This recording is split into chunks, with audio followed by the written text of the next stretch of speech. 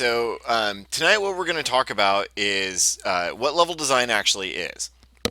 We'll talk a little bit about how you construct things in your Tonight, what we're environment. going to talk about is We'll talk about different ways to effectively do that, taking real world allegory and working it into what you're creating. Um, creating things with dimension and purpose. A lot of what I see when people initially start level design is they won't really have a good grasp of what it is that they're doing. They'll construct environments, and in some cases, those environments might even be fun to run around in. But often, what happens is those environments not only lack purpose, but they lack any kind of real depth. Walls don't look, things won't look like they're constructed properly. Like care will not have gone into the right spots. A lot of that's in the world building, and we'll talk about the difference between those two things. And the world building is getting to be a lot more important due to things like environmental storytelling, where you're trying to convey as much of the story or background of the game as possible through the environment. So, war torn environments are obviously going to look a lot different than a super high tech science facility or, a prehistoric environment. And a lot of those details that we get across in our world building will help propel that story forward. But the actual level design itself, what we're talking about there is the creation of the level that the player moves through based on the mechanics of the game. So, for example, can your characters wall jump? Can they run? Can they jump at all? Do they have to press a button to mantle over an obstacle, or do they have a set jump height? Can they climb? And if so, what surfaces can they climb on? How will they navigate the level? What kind of points of interest are going to be there to help guide the player through and to direct where they're paying attention? How do you cue the player into letting them know where they go next? These are all things that you need to start asking before you really even start making any levels for anything. Like, what purpose does this level serve? Where in your game does this take place, and what abilities, if any, does the player have access to? If it's for a game where the player, let's say, can't jump, let's say it's something like Gears of War, you're still going to want to have some choke points and some areas that have narrow passageways that open up into larger, more open areas in order to play to as many different play styles as possible. And one of the things we're going to look at today are levels in the Unreal Tournament, the new Unreal Tournament. There's some really fantastic levels that have been done for this so far, and if you're interested, this is part of the Unreal. The Epic Games launcher. So when you download Unreal 4, you already get access to this. It's free. You can play it. You get access to all these assets. There's tons of tutorials on how to make and do things within this, and this is the Unreal Engine. It's identical to the one you're normally going to play with. It's just that this one has been this one, a lot of things have been set because it's specific to Unreal Tournament. So if you've played any Unreal games in the past that have had any kind of level editing software or anything like that, then you understand this concept. For example, like Dungeon Defenders, there were a lot of things that were set as default. For example, bloom was set very high, the camera was locked in a third person, um, things like that. And then if you downloaded UDK, it defaulted to a first person shooter and took some work to turn it into anything else. So when you open Unreal Tournament, this is when you open the editing tools. This is the kind of welcome level that'll open up, and it just sort of runs you through everything. It's a little playground. It's got all the different weapons, all the different pickups, different health things. It talks about how to like different kinds of doors and how to make them. Different kinds of movement actors and interactive actors. You can spawn enemies on the map and shoot at them. There's some objects with physics. They give a brief rundown of the different visual actors and what they do.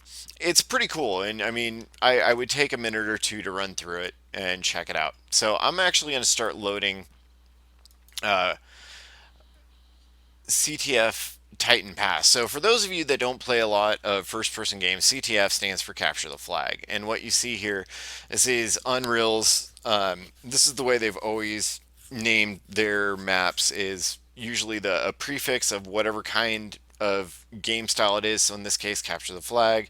Here we have Deathmatch. Um, and then usually an underscore or dash, and then the name of the level itself. So, this is now, when I did this earlier today, this took about 10 minutes to open, so we'll see if it still takes about as long. So, whenever you sit down to make a level for anything, think about what your mechanics are. Think about how your player wants to move through those environments.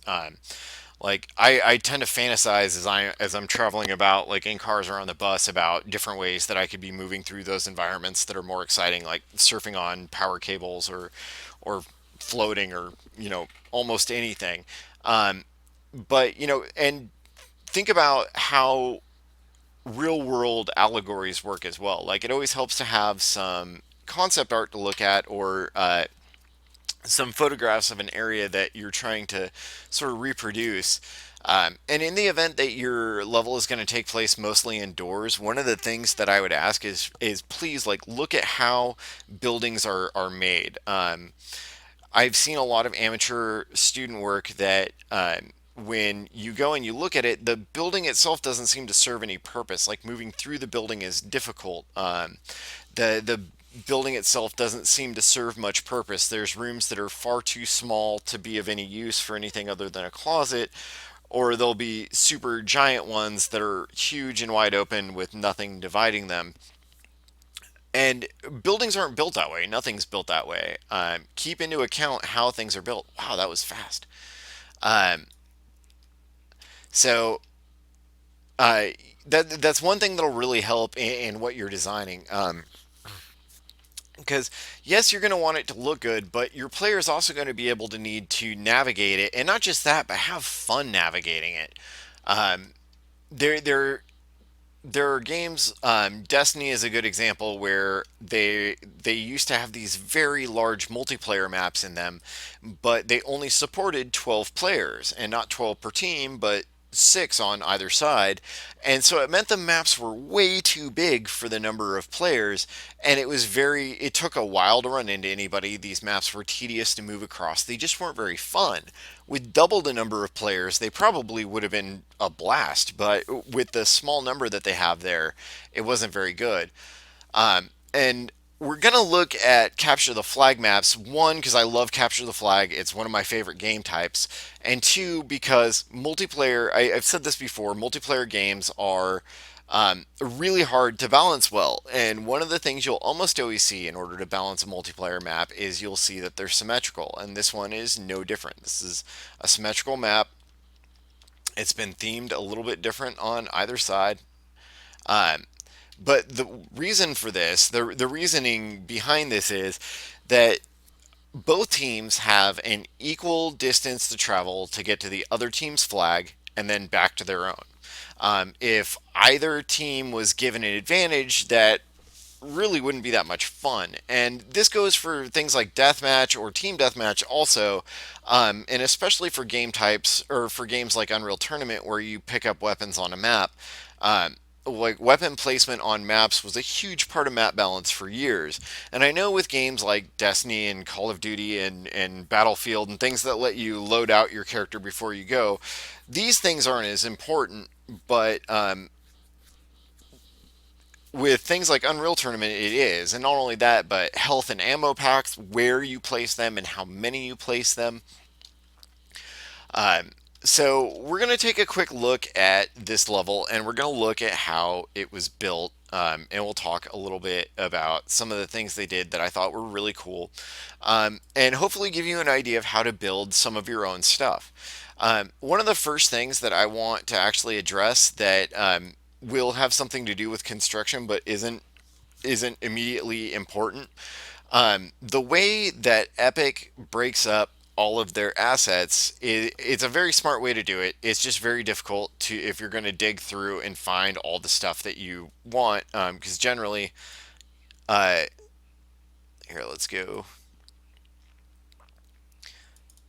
So, usually we're going to have things split up into folders, so we're not going to have access to immediately to all of our static meshes and things that we might want. However, if you're familiar with Unreal 3, you'll remember filters, and here we can actually just filter all of any number of specific items we want that will just show up in the content browser. So, if I want to, I could pick static mesh, which is what I want. And if I click on content, this will give me all of the static meshes that are included for all of the levels and everything. Um, and until you get really familiar with what's available, I would actually recommend working this way. Everything's in alphabetical order. You can search if you're looking for something specific, like if I want walls or if I know the actual name of an object. Um, or the set that it's from, like this is castle, so I could type in castle and I would get all of the assets that are specific to this particular asset set. But it makes finding what you're looking for, I think, a little bit easier. I don't like having to dig through a butt ton of folders to find what I'm looking for. So let's go ahead and start diving into this level and looking at how it was constructed and put together. One of the things you're going to notice, and this I think is really weird, and I haven't found a good answer for it, and I think it's just a matter of efficiency, are these purple volumes you see. These are, excuse me, these are blocking volumes, and this is a way of doing collision without having to do custom collision for an object.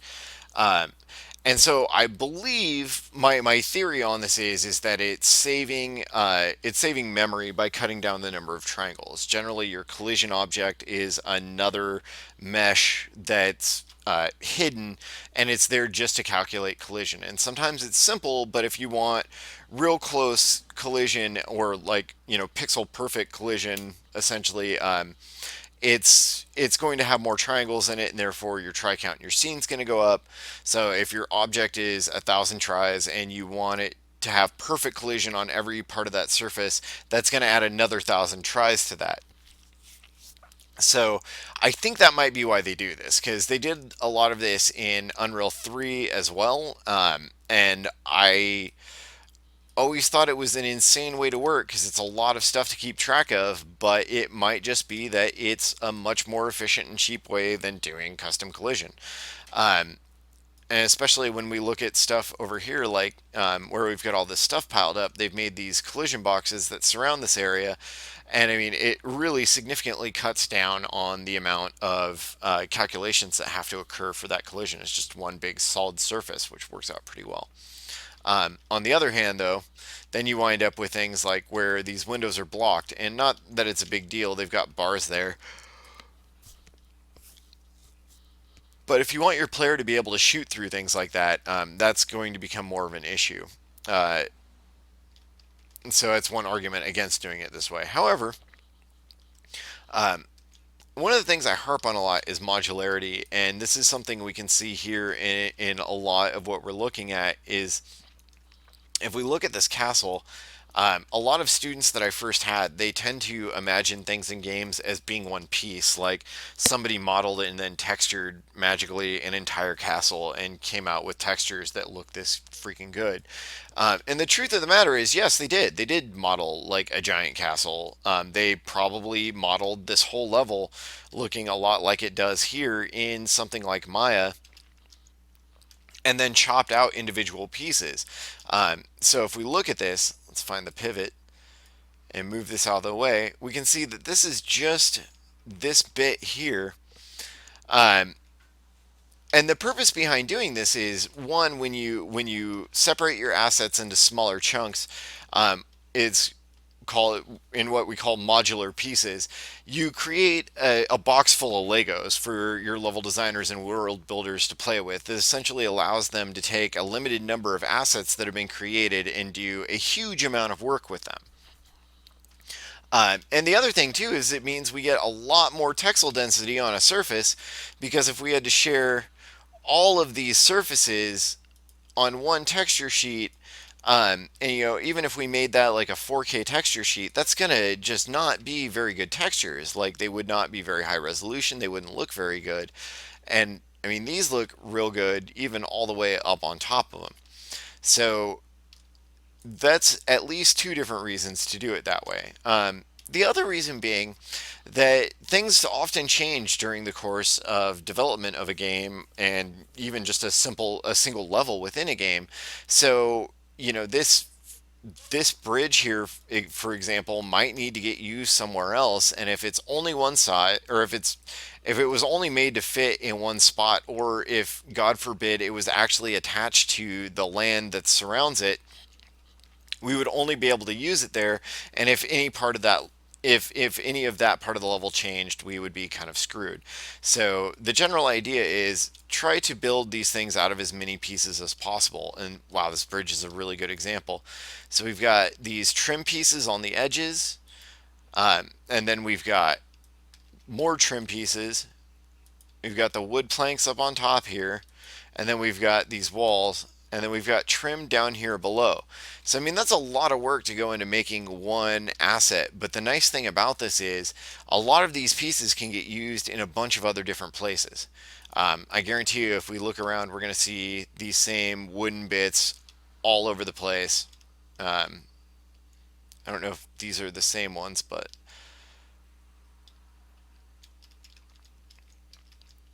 here we can see these same trim bits or similar trim bits to what we saw over here. Willing to bet it's from the same package or set.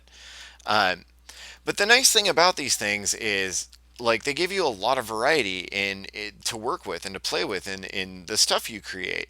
So, I could take all of these and I could use bits like this on the corners of a wall, especially if perhaps two edges don't line up very nicely and they leave a gap, or even worse, that one's using like a world space material, so only some of its faces are actually meant to be seen, and you want to cover up the ones that aren't.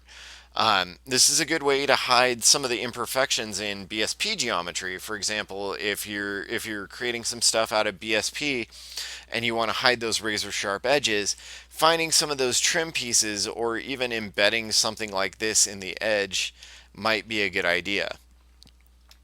Um, let's take a look at some of the other things that they did here that are particularly neat as far as construction goes. One thing that I do like is, even though that this map is symmetrical, they did do a lot to visually distinguish the red side from the blue side. Like, if we look at the red castle, it looks significantly different from the blue castle here. Red one looks pretty actually evil. This reminds me of like Orcs versus Alliance or something like that.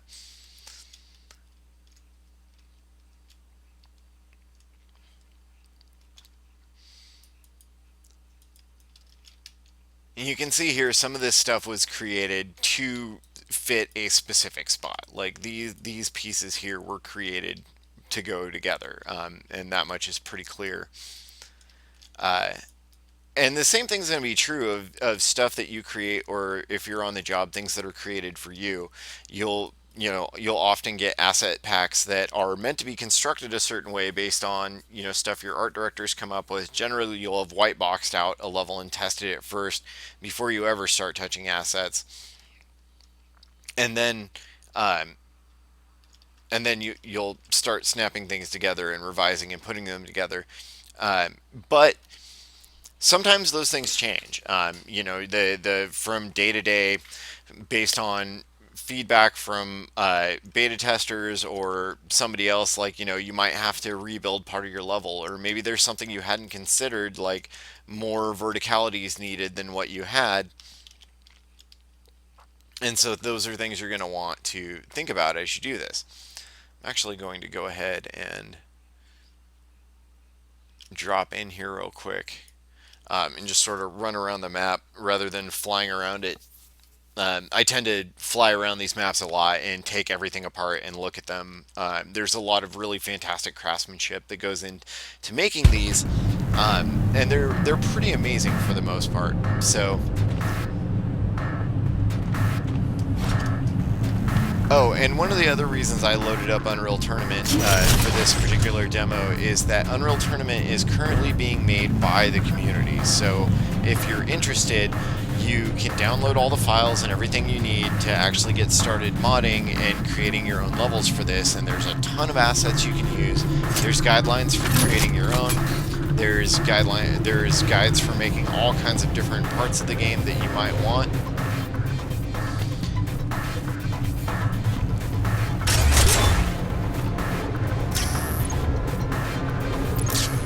But just kind of running around one of these for a little while, and kind of getting a feel for the play flow and where things are, is a good way to get started on your own stuff. I used to tell a lot of my students that sometimes the best way to make a level is to go play a game that to go play levels in games that are the style you need to make. Like, for example, if you need to make a first-person shooter level, go play some first-person shooters.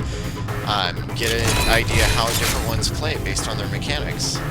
I kind of want to show Titanfall for that reason. Titanfall's got some of the best level design I've seen in a multiplayer game. It is just utterly fantastic. But here we see a lot to... We see that this was constructed in order to cater to several different playstyles. We have big, wide open areas for people that like to run around and shoot things. There's tighter corridors for your shotgunning, run and gun crowd. There's big, open areas with long lines of sight broken up by small bits of cover for your snipers. And so there's a lot of risk reward in different areas as you move around, and regardless of your playstyle, you can find a way to play this level that would suit you. This isn't always true of every level. Sometimes it depends on the other players and them coming to you. But games like Unreal tend to be a lot of run and gun, especially since when you die, you have to pick up all of your weapons again. There's no predefined loadout. God, I love this bridge. I know it sounds silly, but just looking at the love that went into making this look like what it does is just phenomenally fantastic. It's really, really neat to see the craftsmanship that goes into creating some of these things. Um, so I guess we should probably actually talk about starting our own level. So we're going to just kind of go with our default template. I'm not going to save anything I did just in case I hosed anything. And so this is just going to start us with a few things. It's going to start us with an atmospheric fog. It's going to start us with a light source, which in this case is going to be a directional light. And it's going to start us with a player start, a floor, and then our sky dome. And part of the reason I wanted to start with this particular setup is for jumping in. Let's jump in and play from here. This is to give an idea of scale. Like when I was in the editor, that square looked a lot bigger than it is. This floor bit here. So now I know that that's pretty small. In fact, if I want to know exactly how small it is, if I go into my top-down view, I'm going to maximize this viewport. You can use the middle mouse button. If you press down, you can use it to measure distance. So looks like this is 1,000 millimeters. It's 1 meter across, or 1,000 centimeters. Sorry.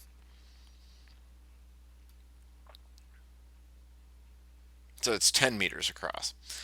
Um, and this is one of the really nice things about the new coordinate system in Unreal. The old one was based on Powers of 2, so setting up Maya and 3ds Max to be able to actually build stuff so that it would fit on the grid and snap to the grid nicely was a process of doing a bunch of math in Powers of 2, which really wasn't a big deal. It was mostly just kind of a pain in the ass unnecessary step.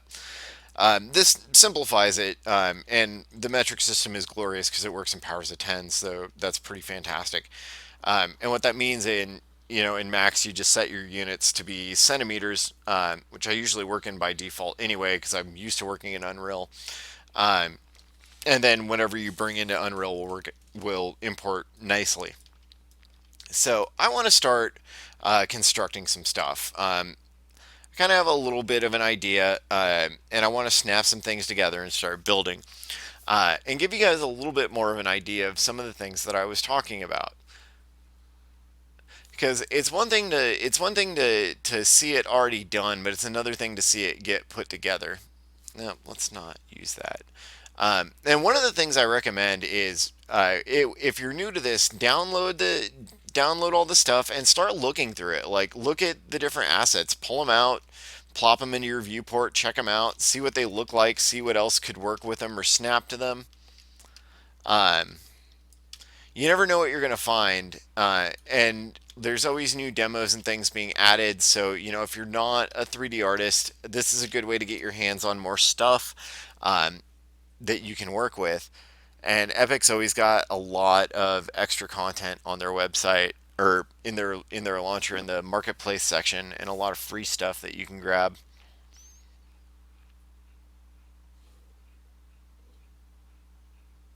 All right, what does that look like?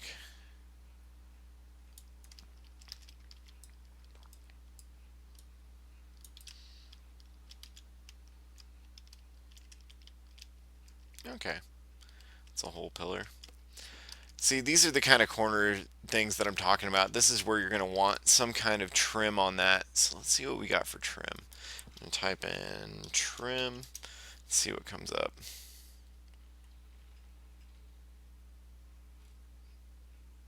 There we go. Here's some castle trim. That's exactly the kind of trim that I think I want.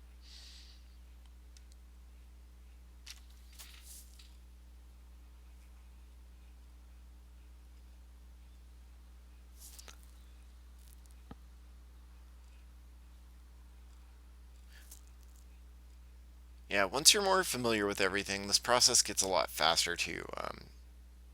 Once you know where everything is and exactly what it is that you want, um, finding it becomes a whole lot faster.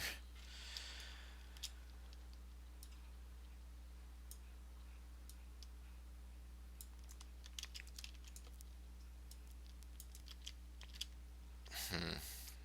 Actually, I do like that, but that's not what I wanted. I want a chunk for that edge there. Just something to cover it so it looks a little bit less like butts. That could work. Let's just rotate that 90 degrees. Actually, let's let's do that. And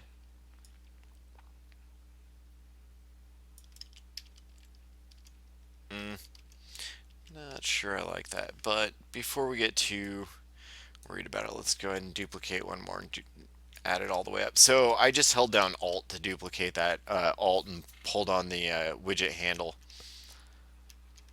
Hmm, maybe that's not so bad.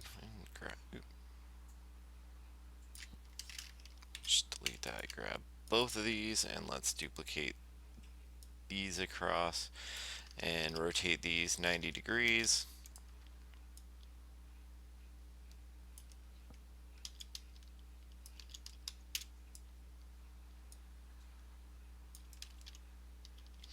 That actually doesn't look too bad. I think maybe if I push it in a little bit more, like that, maybe. Let's grab these ones. I think those ones are already.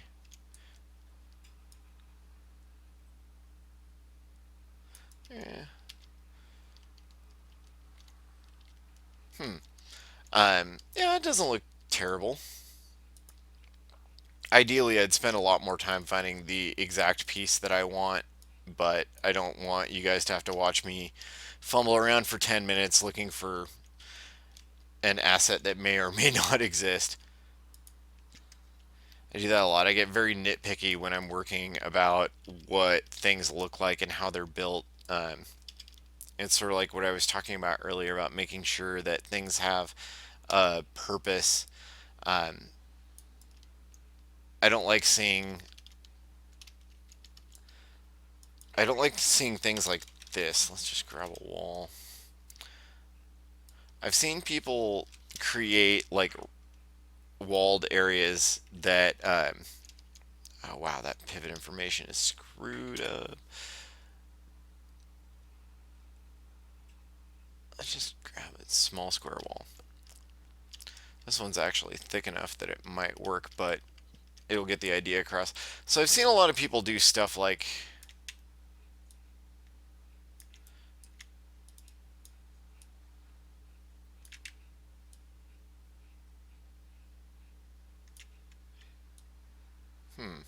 it won't duplicate any farther. That's weird.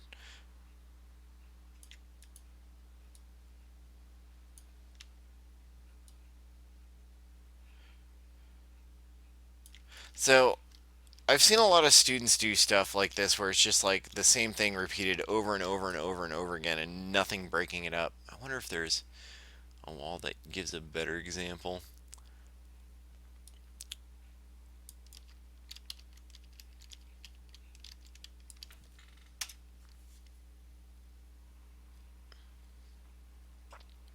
Generally, when I've seen this before, it's been with very thin walls that, it's like the outside of a wall, but not an actual, not a for real wall, if you know what I mean. Um, this might actually be a good example, except, oh yeah, it's got a backside, perfect. So, somebody just taking something like this and going, there's my wall. But then when you're playing, you come around the corner and you're like, that wall's 2 inches thick, and nobody makes walls like that. What the hell, man? Um, and that's what I mean. Like, if you're gonna do something like that, then build it out a little bit. Find a way. If you have to like actually add add thickness to this by building it out, that's what you've got to do. But it's gonna look a lot better in the end.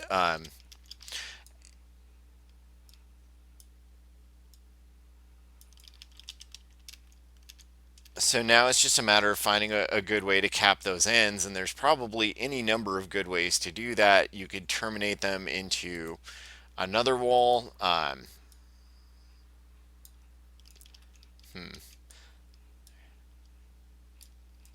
Oh, hey, look at that. I don't know if I would use this, but I kind of want to see how. Oh yeah, never mind. That is not really what I had in mind.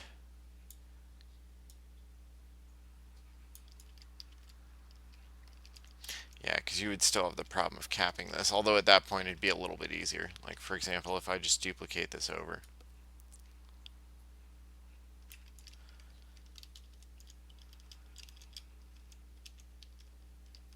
I think that's lined up. Let's go to unlit real quick. Let's see. It doesn't look like that's actually lined up very well.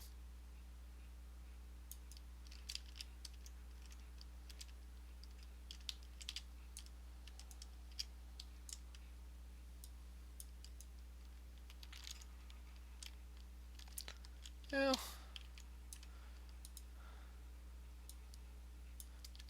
Using your orthographic cameras to line things up is also probably a much better way to do it than what I'm doing here. This is the quick and dirty way. Okay, so now I can find a suitable way to cap that wall.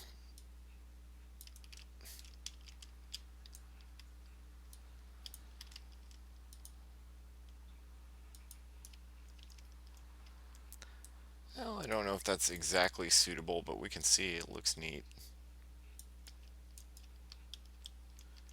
I'm curious if it will work. If they were wider, or if they were farther apart, it would.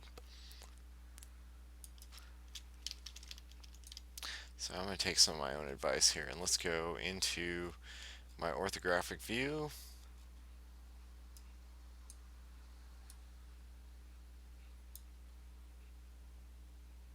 All right, so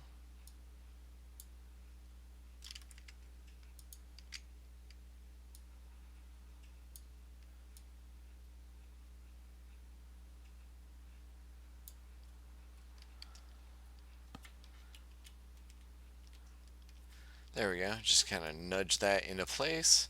We'll do the same thing with the top one.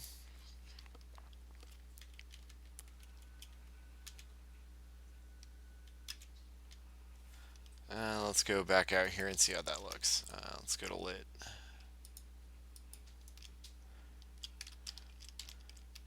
Yeah, that's not great.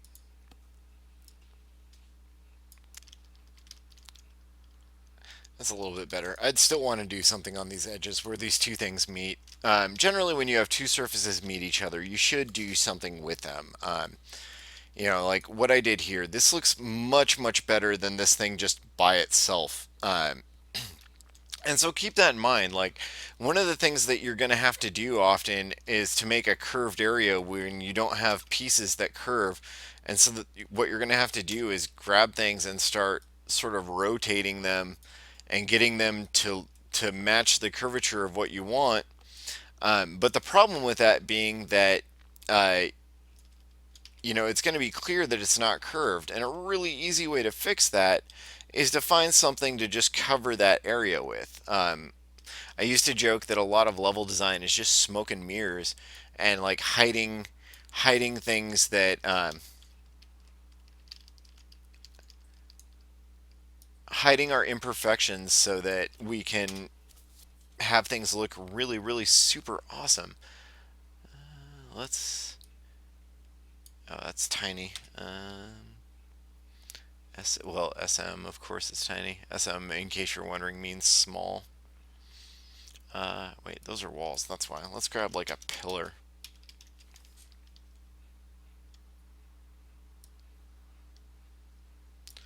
Eh, well, with something like that, actually, that might work. Um, And then, yeah, I would come into these areas here where maybe things don't meet exactly or they don't line up perfect or you've got, a gap in them. And you just drop something like this in there. And one, it adds visual interest and you can build more in there because you don't want just this bare wall here anyway. You're going to want things on there or some kind of decoration. It'll look more visually interesting. It'll help the player navigate. Um, if you want to see some of the worst level design you'll ever see, there's an old PlayStation 2 game, I believe it's called Enter the Matrix, and there's a sewer level, and it is atrociously terrible. Everything is the same crappy brick texture, everything looks identical, and it's really insanely hard to navigate because you can never tell where you're going, and generally you just have to like hope that eventually somebody's going to start shooting at you, and that's how you know whether or not you've gone the right way. Um, and we can talk about more on how to guide the player through things like that later. Um, it's something I'll probably start building a level here during the next couple of weeks just to showcase some of these things and create some things that will be specific to what we're talking about. Um, but when it comes to building stuff, like don't be afraid to experiment and don't be afraid to build things up. Some of my favorite things in other Unreal games were built just out of a bunch of stuff all stuck together. There's a level in Unreal, in the old Unreal tournament, that I really like called DM Deck. And it's a fantastic level. I think it's built out of 25 unique assets, which doesn't sound like a lot until you see all the different ways they use them, and then it's just phenomenally good. Um, and they built some really neat stuff with those assets just by sort of shoving them all together. So, experiment and play. This is just like Legos. And as far as the look stuff goes, like making sure it looks good, I guess it is important. Saying it's not important is disingenuous, but what you should really be focusing on is make sure it plays well. We've all played levels that are boring. We've all played levels that aren't well balanced. Like we've played levels that aren't fun to move through. If anyone's tried to play the Star Wars Knights of the Old Republic MMO, if you're playing on the free account, you don't get the sprint until you're much higher level, which makes moving through the game significantly less pleasurable. And that's not what you want from your levels. You want them to. Oop, I accidentally deleted the Skydome. You want them to be fun. You want them to be exciting and allow like a lot of freedom as the player's moving through them. Things like the last two Tomb Raider reboots have been really fantastic in that regard, in that the worlds are designed as open worlds, and in theory, you could get anywhere in that world with the mechanics of the game. It's just that the various power ups and things that you get make moving through that level significantly easier for Laura as you gain more of them. For example, the rope arrows that allow you to attach a rope from one surface to another so that you can climb across it, and some other things that were really, really neat in the way that they took the level design and what they did with it. So, kind of keep those things in mind. And what I would task anybody who's interested in with this week is play some games. Play specifically like Team Fortress 2, or if you don't have any first person shooters, Team Fortress 2 I suggested just because it's free. uh, and look at how these levels are built. Look at how players move across them. Look at the different things that you have to take into account. Things like choke points and that kind of stuff. These things are very, very important um, for that particular game type. And we're going to talk about first-person shooters a little bit longer. They're not my favorite game type, but they are an easy one to start. They're it's sort of like learning Go. It's easy to learn how to build levels for them. It's very difficult to get very good at building levels for them. Um, so yeah, play some multiplayer games this week. Look at the way the maps are built. More specifically, pay attention to how many of those maps are symmetrical. It might surprise you at how many are. Um, and if you're playing single player games, look at the areas where the map gives you tension. Look at things that slow your progress, or areas that feel dull because there's nothing happening. If we look at big open world games, you'll find a lot of that because that's just the very nature of open world games. There can't always be a set piece everywhere. Those are games where you sort of create set pieces as you play, just based on any number of random things that occur in the world. So that's all for today. Tomorrow, I'm actually going to be covering UV unwrapping in 3D Studio Max and just kind of some general 3D Studio Max stuff. So, everyone, have a good night and thanks for watching. And I'll see you guys tomorrow.